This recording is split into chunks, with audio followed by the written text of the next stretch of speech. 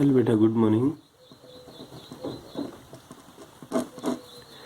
आज हम second unit का सेकंड पार्ट करने जा रहे हैं। सेकंड का बी पार्ट है। ये पार्ट बेटा वेरी वेरी इंपॉर्टेंट है। इतना इंपॉर्टेंट पार्ट है कि इसके अंदर से हमेशा क्वेश्चन आता है, हमेशा कंफर्म। 5 नंबर में, 3 नंबर में, जितने नंबर का भी होगा क्वेश्चन आपको जरूर मिलेगा इस पार्ट। और इस पार्ट में ज़्यादा टॉपिक नहीं है, सिर्फ छोटे से यानी थोड़े से टॉपिक है, 7-8 टॉपिक है, लेकिन इंपॉर्टेंट वर्क है इसके अंदर। इसके अंदर पहला जो टॉपिक है बेटा वो किरचॉफ्स रूल। किरचॉफ्स लॉ क्या है? किरचॉफ्स लॉ बेटा, ये पहला जो इसके अंदर पॉइंट है वो आपके पास क्या है बेटा? Kirchhoff's rule, Kirchhoff's law. तो किरचॉफ्स लॉ के अकॉर्डिंग इलेक्ट्रिक सर्किट है जो, उसको सोल्व करने के लिए किरचॉफ्स ने जो 2 पॉइंट दिए थे उन्हीं को आप क्या बोलते हो? किरचॉफ्स रूल बोलते हो। इलेक्ट्रिक सर्किट है, जैसे भी उसको आप सोल्व करोगे तो उसको सोल्व करने के लिए किरचॉफ्स ने 2 रूल दिए थे। एक हो गया था फर्स्ट लॉ और एक हो गया था सेकंड लॉ। तो अब हम इसमें फर्स्ट लॉ डिस्कस करेंगे, Kirchhoff's first law.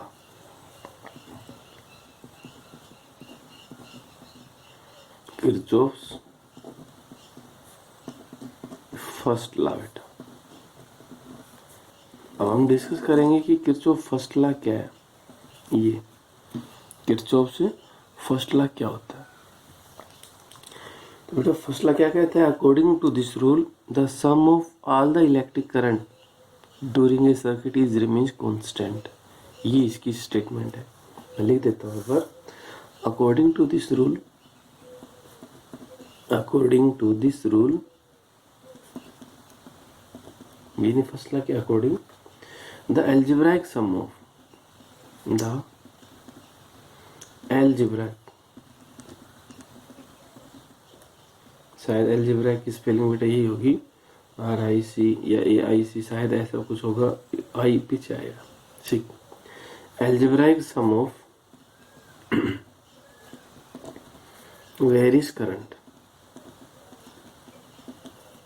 Various current, algebraic sum of various current meeting at a point,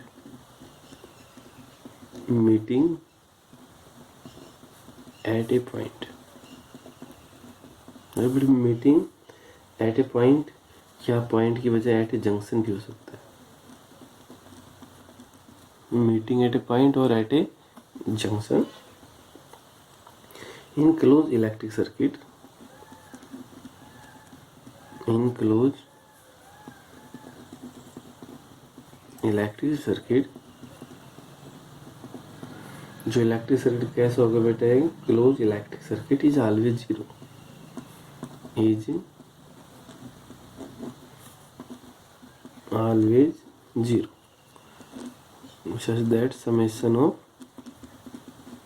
I is equal to, बेटा ये इसकी क्या है कि स्टेटमेंट। फिर से देख ले एक बार, किरचॉफ फर्स्ट लॉ क्या कहता है? तो बेटा किरचॉफ फर्स्ट लॉ है जो आपके पास, उसे क्या बोलते हैं? एक मिनट बेटा, sorry.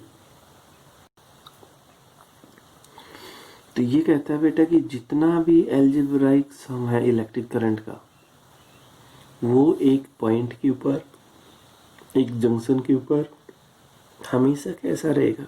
Zero. This law is known as,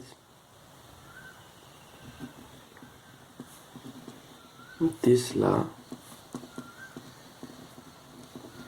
is known as junction law, junction law.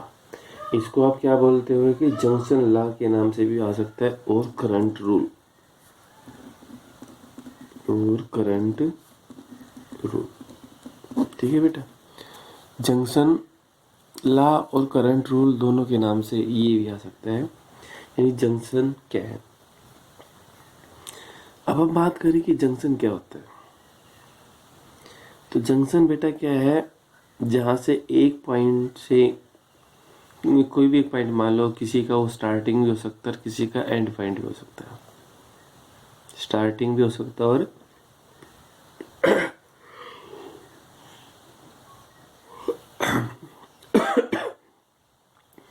और वो एंड पॉइंट भी हो सकता है। उसे आप क्या बोलोगे? एक जंक्शन बोलोगे। कि देखो एक बार मैं जैसे यहाँ बना रहा हूँ एक डायग्राम, ये होगा किसी का स्टार्ट पॉइंट होगा, ये किसी का एंडिंग पॉइंट हो गया। स्टार्टिंग एंडिंग भी हो सकता है, स्टार्टिंग भी हो सकता है, एंड सो ऑन। ठीक है, जैसे ये लिख दिया I1, I2, I3, I4, I5, I6, और ये सारा होगा। तो बेटा ये आपके पास क्या होगा कि जंक्शन रूल। तो फिर जो फसला, उम्मीद है कि आपको समझ में आया होगा। अब हम इसकी साइन कन्वेंशन देखते हैं। जो ये है इसका हम साइन कन्वेंशन देखेंगे। Sign convention,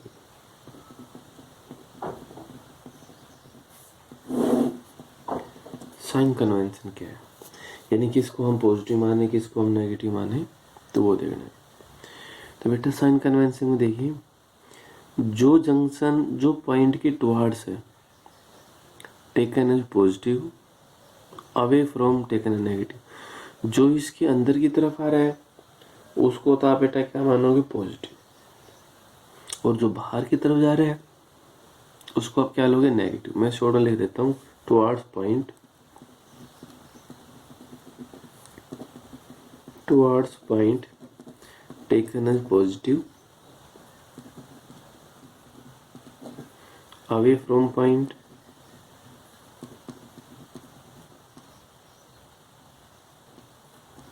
taken as negative. ठीक है बेटा, जो पॉइंट के अंदर की तरफ आएगा उसका साइन आप कैसा लोगे? पॉजिटिव। और जो आउटवर्ड में जा रहा है उसका साइन आप कैसा लोगे? नेगेटिव। ये इसका क्या होगा? Sign convention. अब हम इसमें देखते हैं। देखो यहाँ से I1 पॉजिटिव या नेगेटिव? I1 बाहर की तरफ जा रहा है तो बेटा I1 क्या होगा? नेगेटिव। ठीक है, यहाँ पर था बेटा लिखा था एल्जेब्राइक सम। एल्जेब्राइक सम है E प्लस I2 भी बाहर की तरफ जा रहा है, minus I2।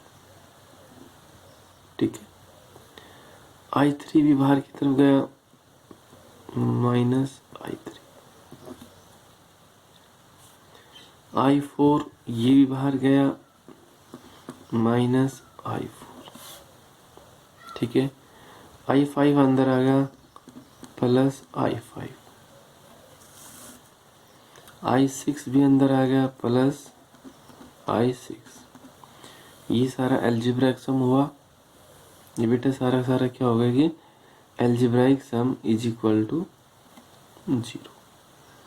Is equal to क्या होगा? 0। तो इन सभी को लिख दिया summation of I is equal to 0।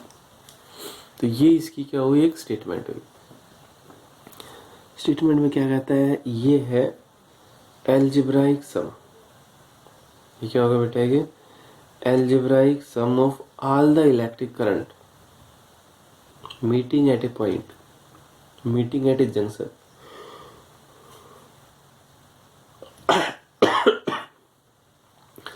Is equal to 0। जिसके बराबर होगा वो है कि 0 के बराबर होगा। तो ये आपके पास क्या था? किरचॉफ फर्स्ट लॉ क्या है। दूसरा देखते हैं हम, दूसरा एग्जांपल लेके देख रहे हैं। ये हमने एक पॉइंट मान लिया, यहां से I1 आपने ये शो कर दिया, I2 आपने ये शो कर दिया, I3 ये शो कर दिया, I4 ये शो कर दिया, I5 ये शो कर दिया, I6, I7 and so on है? अगर हम बेटा इसमें देखें कि इसमें साइन कन्वेंशन क्या होगा, देखो जो पॉइंट के अंदर की तरफ जा रहा है वो पॉजिटिव, तो I1 यहाँ पर क्या होगा बेटा, पॉजिटिव। ठीक है, I2 बाहर जा रहा है तो नेगेटिव, I3 अंदर आ गया positive, I4 I5 I6 sorry negative, और I7 भी नेगेटिव इज इक्वल टू 0। तो इन सभी को हम क्या लिखते हैं, summation of I is equal to 0। ठीक है, सभी को बेटा हमने क्या लिख दिया, summation of I is equal to 0। अब देखो ये न्यूमेरिकल है आपके पास, क्वेश्चन नंबर, यहां से करंट जा रहा है 10 एम्पियर,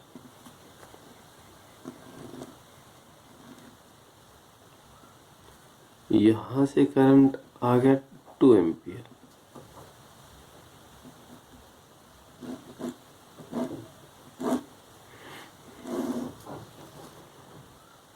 यहां चला गया बेटा 3 एम्पियर, और यहां से आ गया 4 एम्पियर।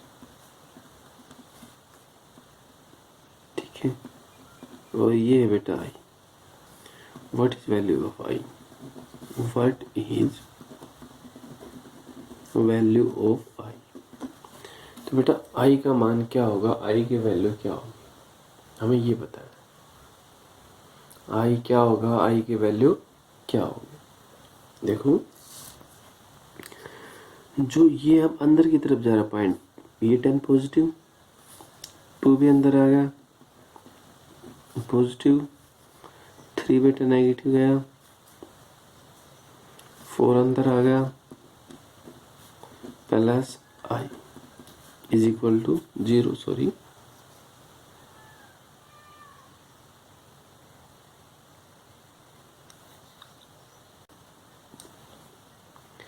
तो बेटा ये अब कितना, 10 तो 12 6 16 में से 3 गए, तो बेटा कितना 13। I बाहर की तरफ है तो साइन बेटा कैसे, negative, negative of I is equal to 0। तो इट इम्प्लाइज I बराबर बेटा कितना होगा, 13 एम्पियर। ठीक है, तो ये बेटा आपके पास था किरचॉफ फर्स्ट रूल। क्या है किरचॉफ फर्स्ट रूल, तो फर्स्ट रूल में क्या था, summation of I is equal to 0, जितना भी टोटल करंट है वो क्या रहेगा, 0। ठीक है, किरचॉफ सेकंड रूल अगले लेक्चर में हम करेंगे बेटा। Thank you.